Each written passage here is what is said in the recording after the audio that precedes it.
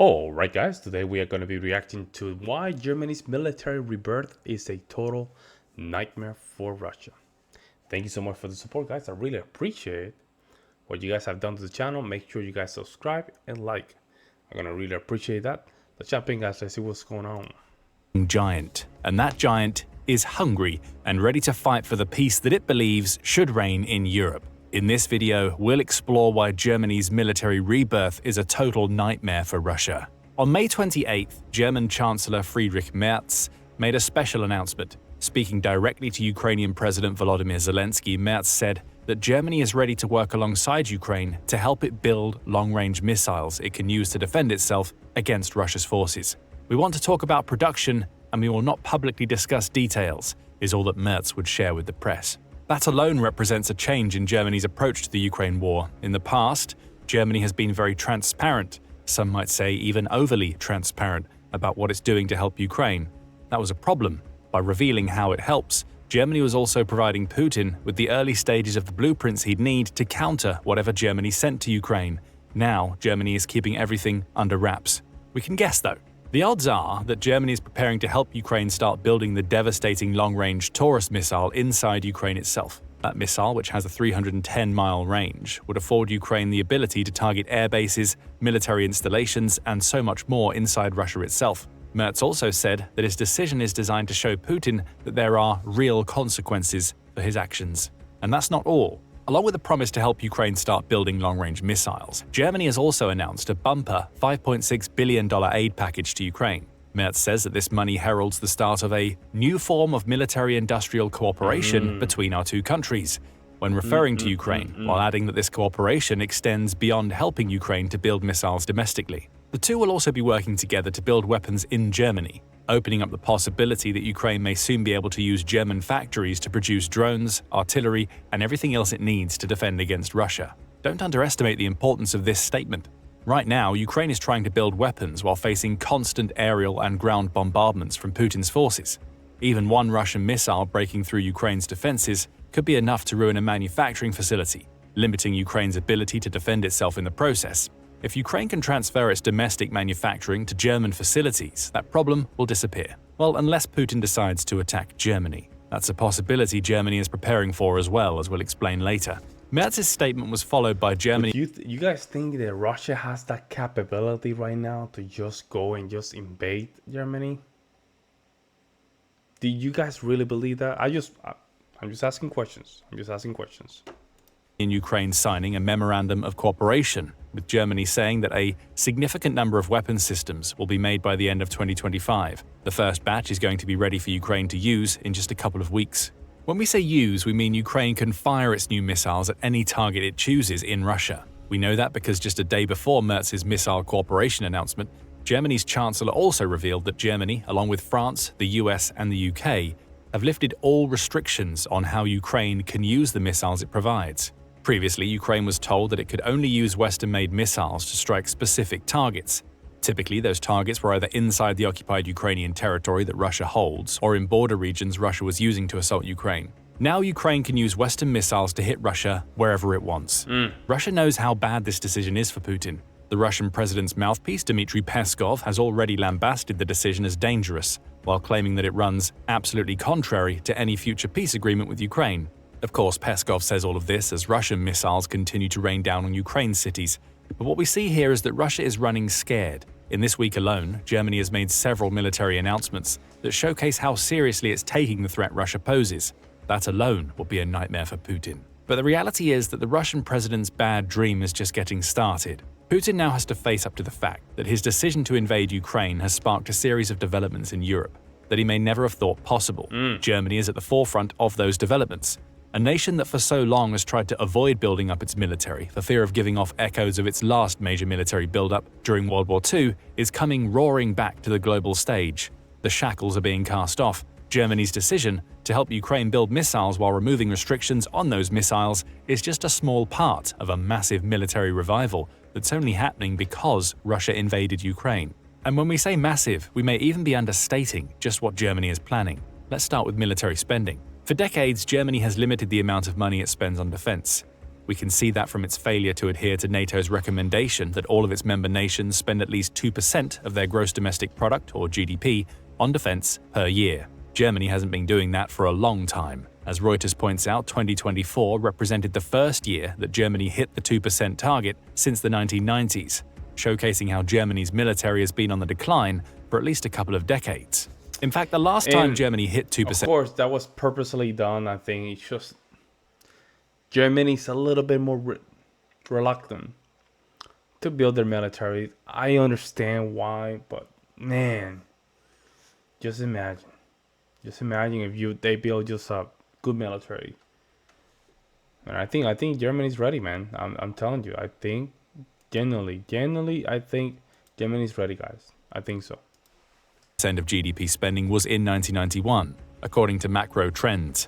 Ever since then, there has been a consistent downward trend in spending, with the lowest point coming in 2005, when Germany spent just 1.07% of its GDP on defense. The country got better from there, a little. From 2005 to 2022, it hovered around the 1.2% of GDP mark, sometimes dropping below and occasionally going a little bit higher.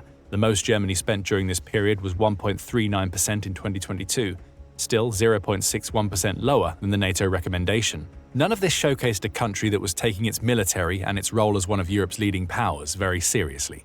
Accusations of freeloading, particularly from US President Donald Trump, were hard for Germany to argue against given its low military spending, and even when that country tried to do something about the problem, such as creating a law in 2023 that legally obligated Germany to hit 2% of GDP spending on defense, barriers arose. Germany ended up walking that law back, again demonstrating that it wasn't quite ready to meet the challenge that Putin's Ukraine invasion presented. That was all great for Putin. Germany, if it reached its full military potential, would represent the largest stumbling block Europe could… Question. If Europe had a stronger military, would you guys think that Putin would even think about invading Ukraine? You see what I'm saying? If for any reason, let's say at least Germany, Austria,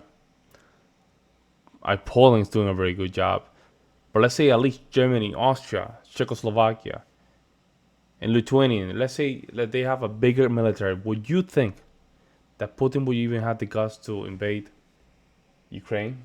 I'm just saying. To present to Putin's plans for expansion, as long as Germany argued domestically over how much it spent on defense, keeping the numbers low as a result, Putin was happy. But things started to change last year.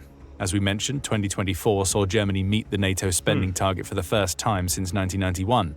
By the end of the year, the country was also experiencing a political shift that created massive problems for Putin. Former Chancellor Olaf Scholz is out. New Chancellor Friedrich Merz is in. And with Merz has come a transformation in Germany's defense spending that is going to put it on track to become Europe's strongest nation. On March 18th, Germany's lawmakers historically voted for a huge increase in spending that amounts to committing around $547 billion over the next few years to a special infrastructure fund. That decision was notable because this fund was exempt from Germany's strict debt rules that have kept its spending low for so long, with Merz hailing the decision as being massive for Europe.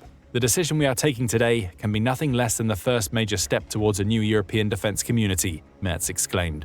He also made it a point that even nations that aren't part of the European Union will benefit from Germany's spending spree, indicating that there's a change in attitude in the country. Germany is no longer content to tag along as a freeloader. It wants to bring all of Europe, at least those countries that feel threatened by Putin, under its security umbrella. The law passed with a vote of 513 to 207, that also saw Germany relax its debt laws so that defense spending would no longer be subjected to the 0.35% of GDP limit on borrowing that they faced in the past. All Putin could do was watch. And Germany's increases in spending aren't going to end there.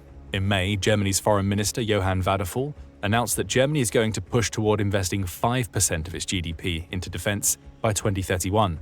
His claims come 1 month after Trump suggested that NATO nations should be hitting… 5% is a lot, guys. 5% is a lot of money, man. It's a lot of money. That figure.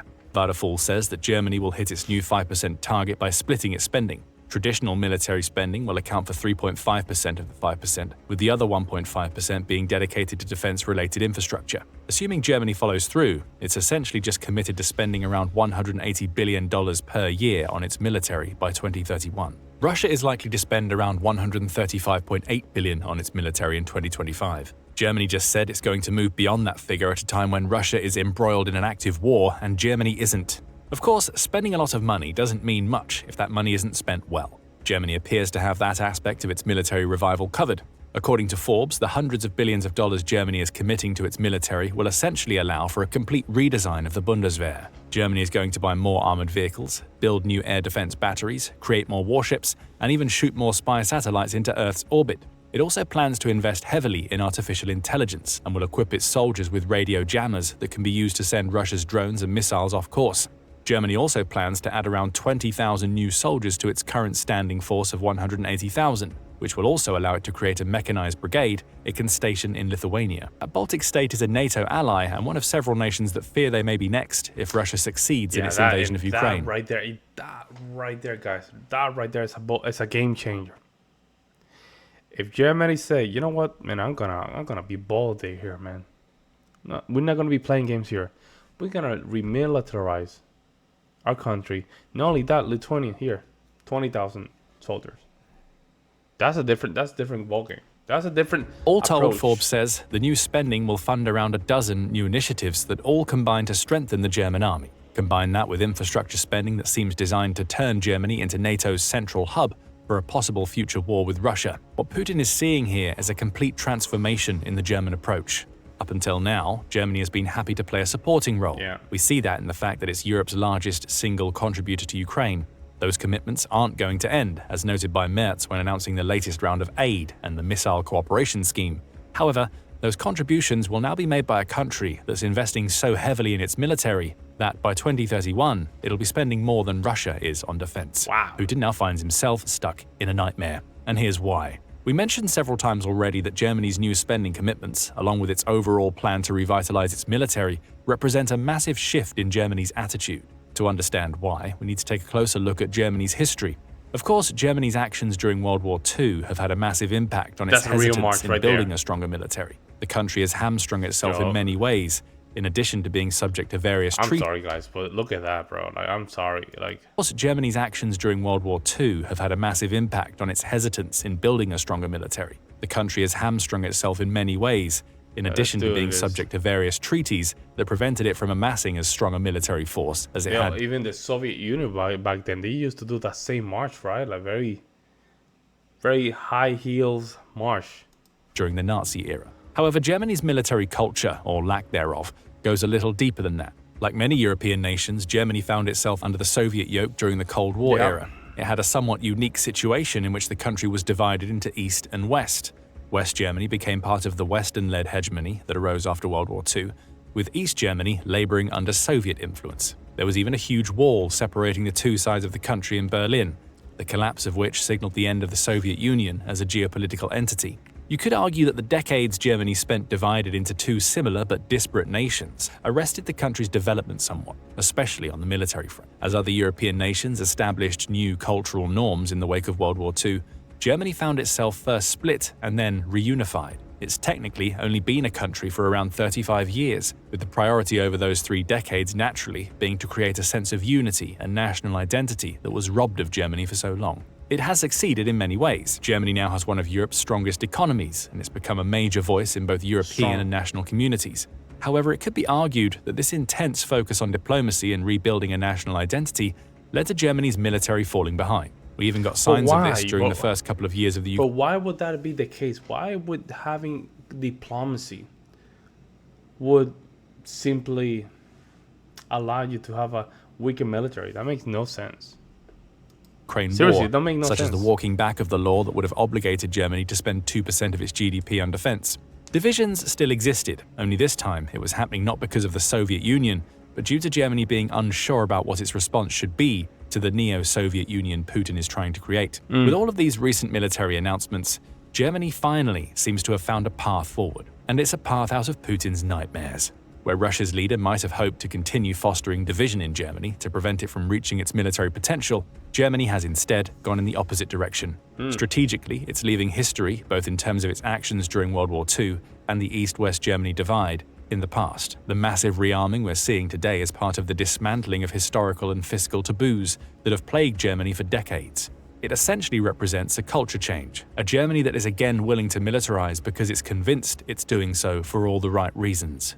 Nowhere is that cultural shift more visible than in Germany's youth. On March 31st, the BBC published an article in which it quoted several younger Germans relating their opinions on their country's military revival. Charlotte Kreft, who is an 18-year-old who previously held pacifistic views, seems to reflect the overall mood in the country. For a really long time, we thought that the only way to make up for the atrocities we committed in World War II was to make sure it never happened again, and we thought we needed to demilitarize, she tells the BBC. But now we are in a situation where we have to fight for our values and democracy and freedom, and need to adapt. Her viewpoint is shared by another youngster named Ludwig Stein, who says, "There are lots of Germans who still feel strange about big investments in our military, but I think considering the things that have happened in the past few years, there's no other real option." Therein lies the nightmare for Putin.